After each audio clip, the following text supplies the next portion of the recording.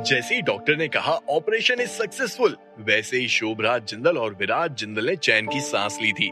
विराज जिंदल वैसे तो इतना होश में नहीं था, लेकिन अपनी बहन शालिनी के ऑपरेशन की उस खबर को अच्छे से सुन सकता था। कितने लकी हो तुमने शालिनी को 600 सीसी ब्लड दिया, लेकिन तुम्हें कुछ भी नहीं हुआ। अच्छे अच्छे लोग भी टपक जाते हैं इतना खून देने के बाद। शोभराज जिंदल के मुंह से निकले इन शब्दों को सुनने के बाद विराज चैन की नींद सो सकता था। एक लंबी सांस के साथ विराज ने अपनी आंख बंद कर ली थी। जब विराज की नींद खुली तो शाम हो गई थी, लेकिन अभी तक शालिनी को होश नहीं आया था। शालिनी को अब आईसीयू यूनिट में ही रखने की कोई जरूरत नहीं थी। उसके हार्ट का वॉल रिपेयर हो चुका था और उसके पूरे शरीर में ब्लड फ्लो अच्छे से हो रहा था, इसीलिए शालिनी को प्राइवेट वार्ड में शिफ्ट कर दिया गया था। जैसे ही विराज ने अपनी आंखें खोली, चकाचौंध कर देने वाली रोशनी उसकी आंखों में जा रही थी। साथ ही साथ उसे कुछ बूढ़े लोगों की बात करने की आवाज भी सुनाई दे रही थी।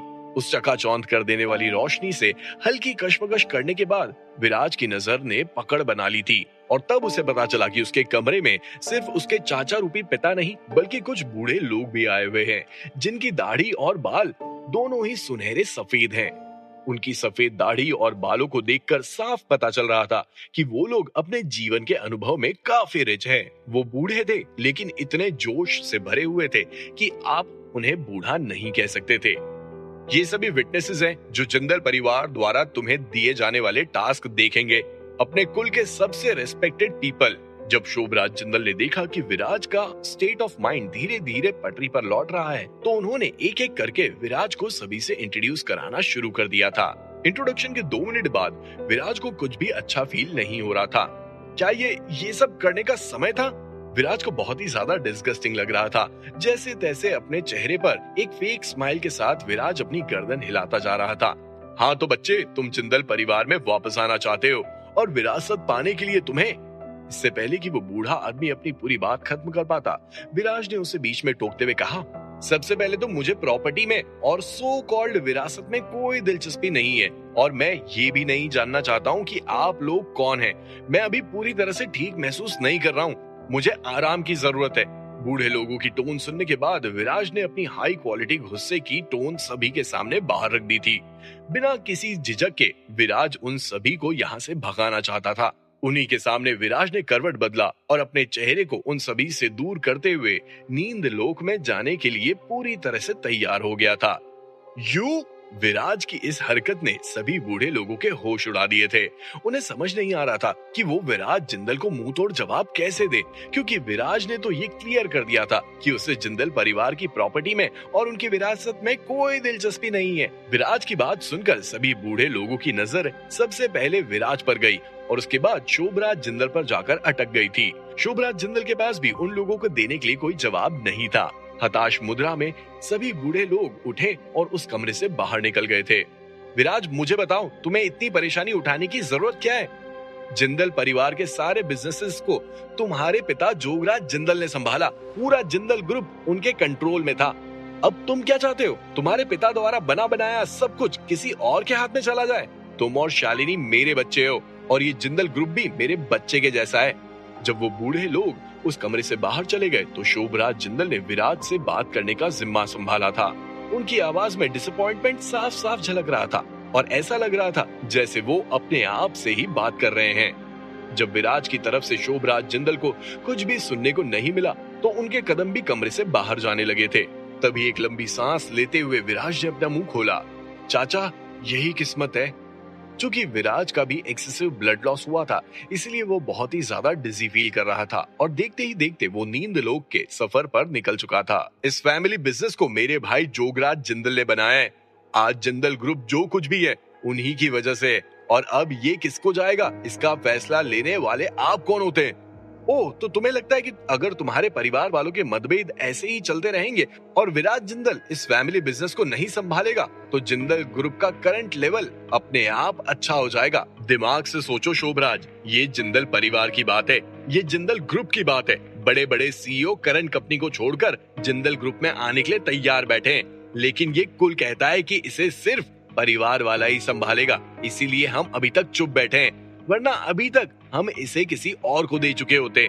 और हम एक मैनेजमेंट कमेटी हैं जिसे शमशेर और जोगराज सालों से मानते आए हैं। तुम्हें हमारे बीच में बोलने का अधिकार नहीं है। अगली सुबह जब विराज जिंदल गहरी नींद में सो रहा था, तब उसके कमरे के बाहर कुछ बूढ़े लोग लगातार शोभराज जिंदल से आर्ग्यू कर रहे थे और इस वजह से विराज की नींद डिस्टर्ब हो गई थी और वो उठ चुका था। उसका शरीर अभी भी हल्का ढीला था, लेकिन जैसे तैसे वो बिस्तर से उठ गया था। डिजीनेस के चलते उसका एक हाथ दीवार का सहारा लिए हुए था। चा की आवाज के साथ विराज के कमरे का दरवाजा खुला और विराज सभी के सामने प्रकट हुआ। आप सभी अपनी बकवास बातें बंद कीजिए। अगर आपके पास कोई शेटी रिक्वेस्ट है, जो बोलिए, जल्दी कीजिए, और उसके बाद मुझे और मेरी नींद को डिस्टर्ब करने की कोई जरूरत नहीं है। यू कल शाम को भी विराज जिंदल का अंदाज कुछ ऐसा ही था और आज सुबह भी जब उसकी हरकत में कोई बदलाव देखने को नहीं मिले तो बूढ़े लोगों की फौज के चेहरों पर गुस्से की चादर आ गई थी और सभी कातिल निगाहों के साथ विराज को घूरने लगे थे। एक बूढ़े इंसान ने अपनी उंगली विराज की तरफ भी उठाई, लेकिन उसके मुंह से उसके बाद एक भी शब्द बाहर नहीं आया। यू जब बोलने का मौका दे रहा हूँ तब भी तुम लोगों से कुछ बोला नहीं जा रहा है। वो फैमिली प्रॉपर्टी मेरे पिता की है, उससे तुम्हारा कोई लेना देना नहीं है। तुम लोग बीच में अपनी टांग ना ही अड़ाओ तो बेहतर है। मैंने तुम्हें बोलने का मौका दिया, अब तुम्हें उस मौके को नहीं लेना है तो प्लीज मुझे सोने दो। ये बोलते हुए विराज पीछे मुड़ा और वापस से अपने कमरे में जाने लगा कि तभी एक बूढ़े आदमी ने गरजते हुए बोलना शुरू किया, रुको, एक कदम भी आगे मत बढ़ाना। क्या बड़ों से बात करने की तुम्हारे में बिल्कुल भी तमीज नहीं है?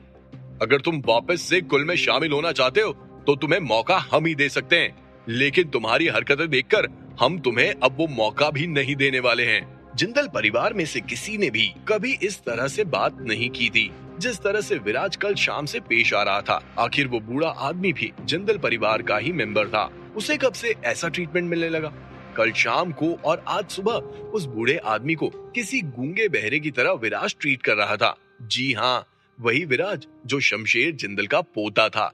बुलशिट फैमिली, मेरी आंख में सिर्फ शोभराज जिंदल ही मेरे पिता हैं, वो ही मेरी फैमिली है और तुम सब ये कहते हुए विराज जोर जोर से हंसने लगा था। दरअसल विराज को शुरू से ही ये सो कॉल्ड फैमिली सिस्टम पसंद नहीं था, वो इस सब से नफरत करता था। उस बूढ़े आदमी की बात सुनकर विराज शांत नहीं बैठ सकता था।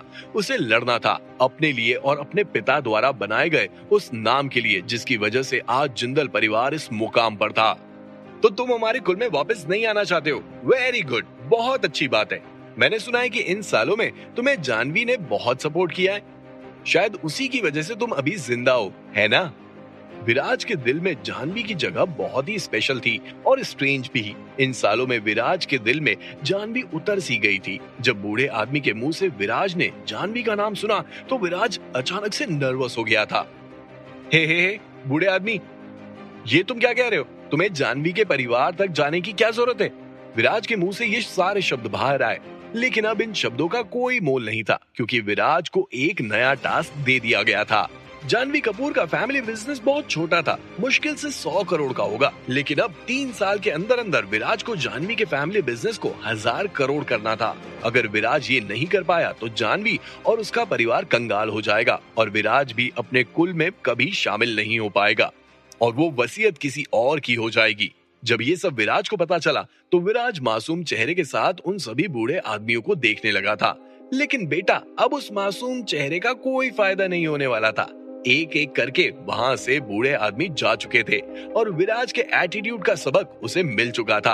अगर विराज ने उनके सामने अपना एटीट्यूड शांत रखा होता तो इन सब के बीच कभी भी जानवी का नाम नहीं आता और विराज भी आसानी से जिंदल परिवार में लौट पाता। लेकिन अब क्या कर सकते हैं, जब आप ही अपने लिए गड्ढा खोद दें तो आपको बाहर कौन निकालेगा? बस इसी सोच के साथ विराज के चेहरे की हवाइयां उड़ गई थी, नींद पूरी तरह से गायब हो गई थी। डरने की जरूरत नहीं है, तुम मेरे शोभराज जिंदल के बेटे हो। इतना छोटा सा टास्क तुम्हें ट्रबल कैसे दे सकता है? परेशान मत हो, तुम्हारे पीछे अभी भी मैं हूँ, तुम्हारा दूसरा चाचा। शोभराज जिंदल ने विराज से कहा, जो पूरी तरह से स्टंट था।